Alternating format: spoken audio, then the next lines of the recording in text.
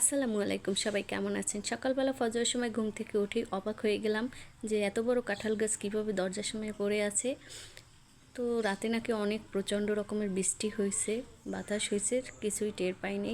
সামনে কোরবানি ঈদ, তাই আপনাদের ভাইয়া একটা ফ্রিজ কিনে নিয়ে এসেছে। আমাদের আগের ফ্রিজটায় একটু সমস্যা দেখা দিয়েছে, তাই একটা নতুন ফ্রিজের প্রয়োজন হচ্ছিল। তো আপনাদের ভাইয়া ফ্রিজটার প্যাকিং খুলেছে, এখন সেটিংয়ের জন্য কাজ করতেছে। এই ফ্রিজটা আমাদের আগের ফ্রিজের চেয়ে একটু বড় হয়েছে।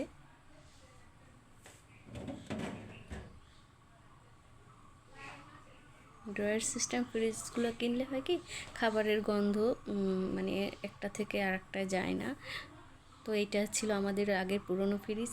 তো এখন সকালবেলা বাজার করে এনেছে, 2টা মুরগি এনেছে।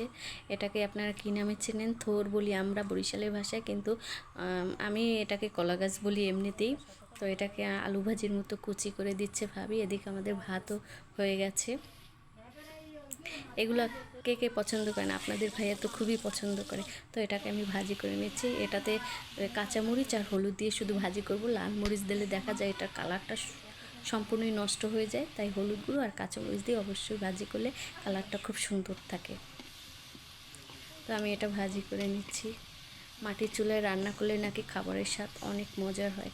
তো আমরা তো প্রতিদিনই গ্রামের মানুষ মাটির চুলায় রান্না করে খাই, তো আমাদের কাছে তো রান্নাটা বিশেষ খুবই মজার হয়।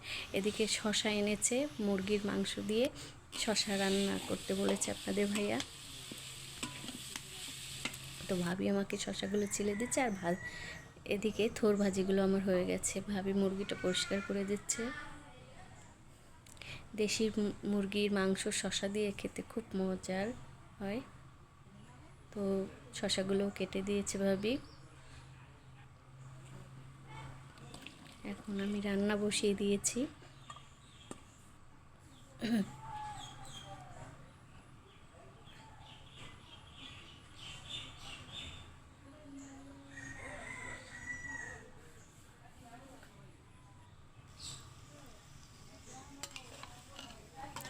তো আমার ভিডিওটা আজকে অনেক বড় হয়ে গেছে।